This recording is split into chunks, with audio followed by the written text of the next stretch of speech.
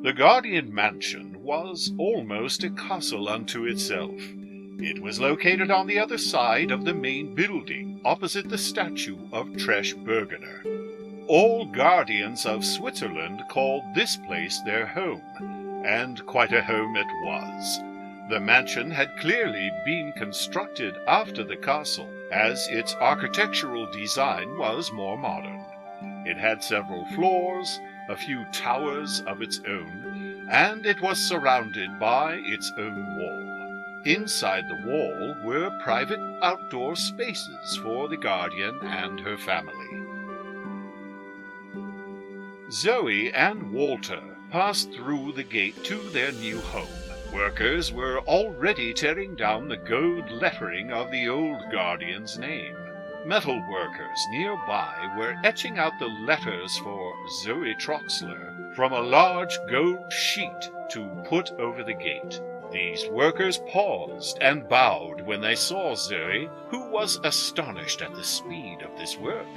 Inside the wall were gardens that rivaled even the king's. The two Troxlers were in awe of their enormous new residence.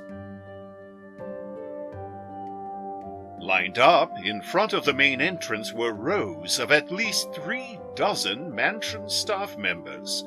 They were all dressed in various forms of servant attire and military uniform. The group was varied in age. There were a few young adults, some elderly staff, and a few who seemed to be no older than Zoe herself. A thin man in a butler's outfit rushed forward to introduce himself. "Welcome, young Lady Troxler and Lord Troxler. I am Albrecht, your estate manager and executive butler." This man, apparently the head of Zoe's new household staff, bowed as well. Zoe wanted to be respectful and give him her full attention, but a bit of commotion was distracting her. Off in the distance, toward the far end of the rows of staff, a small figure was quarreling with a soldier. Zoe squinted her eyes and saw that the figure was her sister. Eden looked almost ready to claw out the eyes of the soldier, who had a tight grip on her wrist and would not let her pull away. "Zoe, father!" Eden was doing her best, but failing to pull away toward her family. "Let me go!" she screamed. The soldier looked toward the people she was screaming at. He saw that Eden was the spitting image of the girl who fell on the king. The girl he not long ago learned was the nation's new guardian, and he let go of Eden immediately. Eden ran straight for her sister, and her anger toward the soldier swiftly gave way to relief that Zoe was okay. "Zoe, Zoe, I'm so sorry I made you fall." After a brief embrace, Eden continued, "Is it true? Are you really our guardian now?" Zoe could only nod her reply, for saying it aloud still felt alien to her.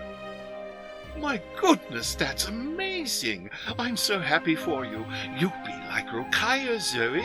The kingdom, no, the whole world will look up to you." While Eden's smile comforted Zoe, her words did not. The butler coughed politely to get their attention. He looked directly at Zoe. "I do pardon my interruption, Your Grace. It would be my pleasure to give you a tour of your new staff, as well as the Guardian Mansion. This will be your new home for forever." The idea of having her own staff was another alien concept to her. But as foreign a concept as that was, the word forever hit Zoe harder. Albrecht walked them toward the large lineup of staff and soldiers who had been patiently waiting the entire time. "Allow me to introduce to you your new mansion staff. This first group is part of your personal house staff, which includes myself and 2 other butlers, first footman, second footman, hall boys and boot boys. He then proceeded to take the Troxlers down a long list of every single other staff member who now worked for them. There were many people with many different responsibilities. There were kitchen staff, medical staff, maids, gardeners, tutors, tailors, stable masters, counselors, and spiritual advisors. Albrecht next motioned to a group of uniformed men and women, and Captain Ingawan Roshat will be the head of your personal protective detail. Her team includes 50 elite soldiers who will give up their lives at a moment's notice to save yours. They will also protect your family. You are to have these soldiers with you at all times, as will your sister and father. Your family is very important to the realm now, and we must take all possible precautions to ensure that you all remain safe and secure. As Albrecht led them inside, Zoe pondered the gravity of his words. Would she have any kind of normal life from now on? Having soldiers go with you everywhere seemed like a burden, at the very least a total loss of privacy. Zoe didn't have long to think about it, though. For the moment she stepped into the main foyer, her breath was taken away. This was by far the fanciest foyer she had ever seen. Perhaps even more surprising was that more servants were waiting for them inside. Zoe hadn't imagined there could be more than the large group outside, but she was wrong. Albrecht proceeded to take the Troxlers on a tour of the rest of their new home. First, they were taken to the kitchen and dining areas. Zoe had never before seen such a large and grandiose dining table in her life. Next, they were taken to the main ballroom. And yes, he did say the main ballroom. After that, they were taken to a balcony that overlooked Zoe's private gardens. One of the house staff from the lineup outside waved to the Troxlers. Finally, Albrecht took them to the private residences of the mansion. He first took them to the living room, a room that by itself was larger than the Troxlers' entire home back in town. He then showed them Eden's room. It was decorated for a princess, with girl toys and colors. It wasn't exactly what Eden would have chosen for herself, but any young girl would be amazed by the sight of this room. Then they were shown Zoe's new room. It was still decorated how the old guardian wanted it. That's why there were some animal heads mounted on the walls, and all the colors were very dark. Albrecht realized this would not do for young Zoe. He coughed, adding, "Please forgive us for this. We will have the royal decorator here tonight to change up this room for you. Worry not." He trailed off down the hallway. Eden was not impressed by the grandiose display. She turned to Walter and grabbed at his jacket. "Father, I don't want to live here. Let's go home." Walter looked down and shrugged, not out of indifference, but rather out of practicality. "I don't believe that's really possible for us now." Zoe was pained to see her sister's distress at their new life situation. Zoe also wanted to go back home, but clearly that was not in the cards for them. The butler chimed in with a most tone-deaf of statements. "My dear girl, your sister is the guardian of the kingdom. You can't go home. You can't see anyone that we don't trust or approve of. Her life, and by extension your lives, are far too valuable to the kingdom." That's when Eden ran. "I don't want to live like this." Eden sprinted down the hallway to the main stairs leading outside. The butler nodded toward two soldiers who chased after her. Eden didn't make it far before the soldiers returned with her, kicking and screaming. The butler motioned to Eden's suite, and the soldiers gently but firmly tossed her inside and locked the door. Zoe's stomach wrenched at the sight, but she didn't move to save her sister. Walter saw Zoe's discomfort, for he was feeling uneasy too.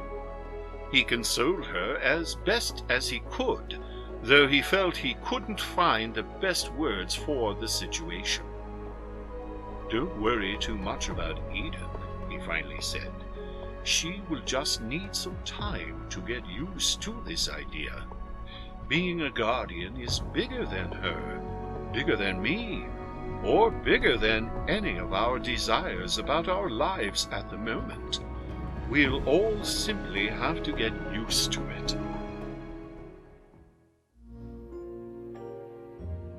The Troxlers. Let us pause here briefly so that I may catch you up on some important details about the Troxler family. Worry not, I'll be but a moment.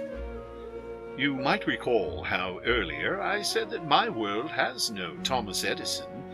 Well, respectfully, I believe that we have someone better, and that person is Walter Troxler. Walter was born in Germany and quickly demonstrated an intellect that outstripped any of his peers.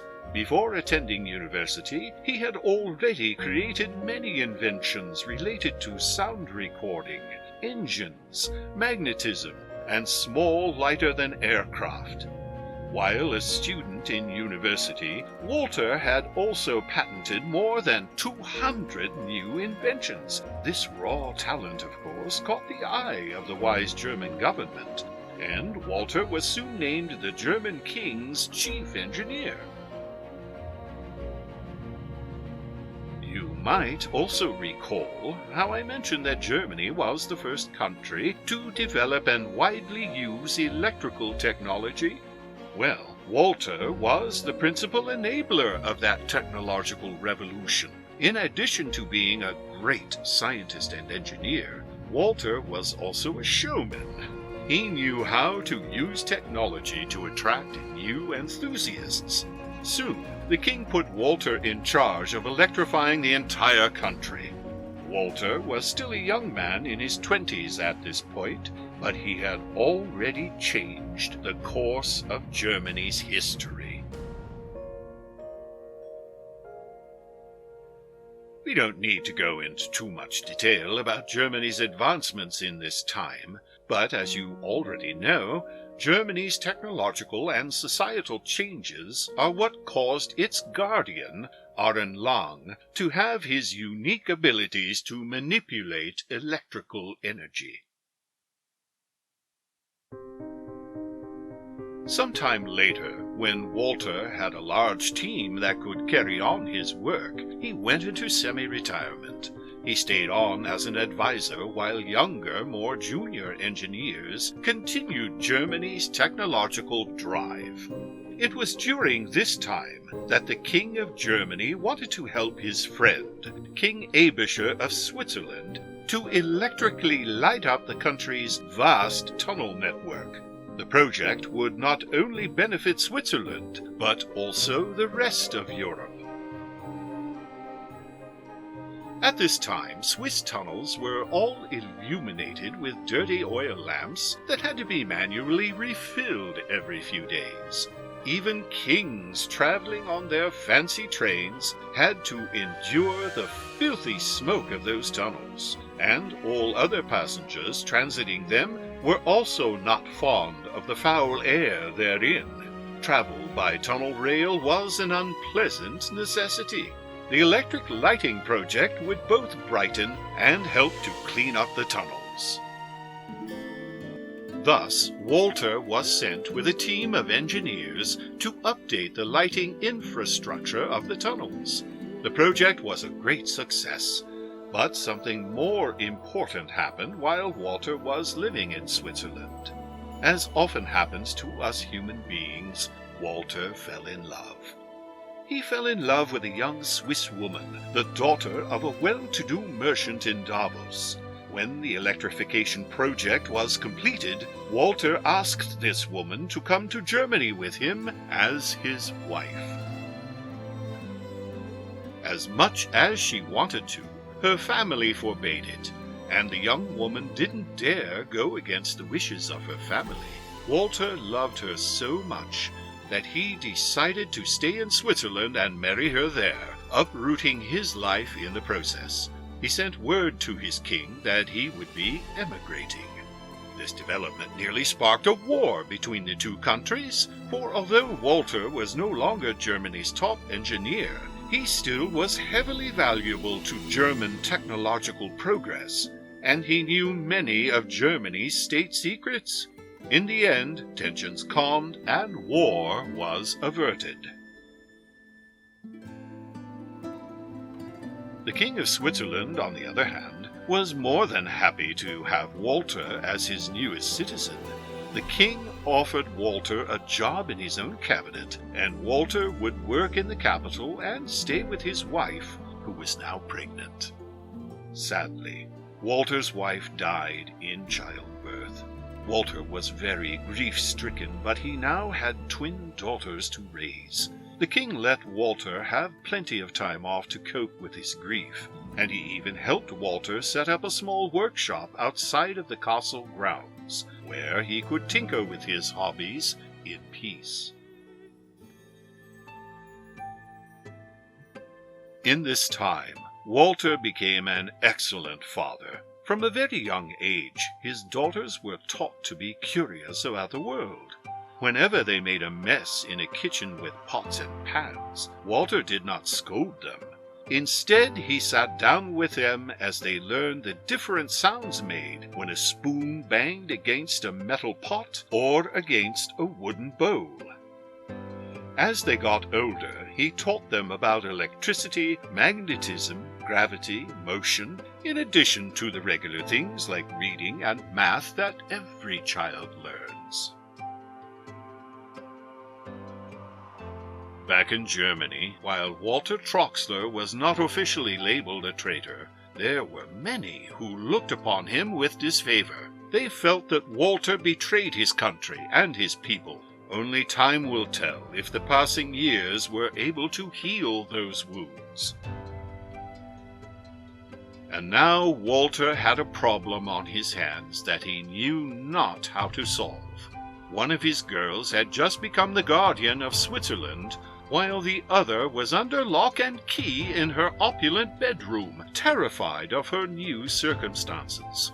For only the second time in his life, Walter was at a complete loss for what to do.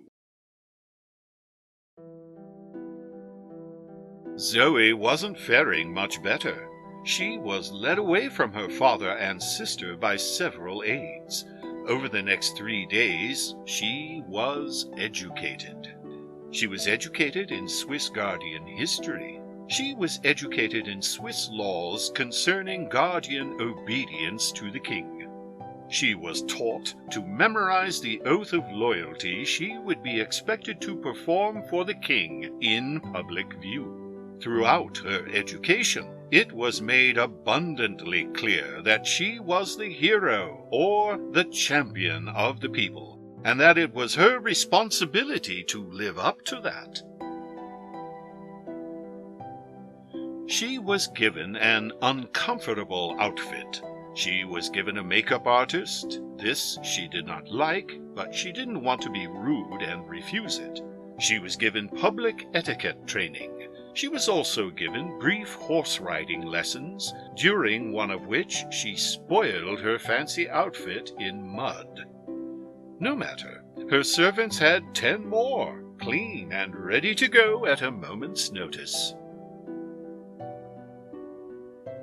Scientists and priests studied her powers. She was asked to open more than 1,000 portals over the course of 3 days. In this time, she learned many things about her magic. She could not, for instance, open portals to places she could not see. She was, however, able to open portals at any angle and at any size up to 4 meters across. This size limitation grew over the course of 3 days of practice. Zoe wondered just how large she could make her portals with enough effort.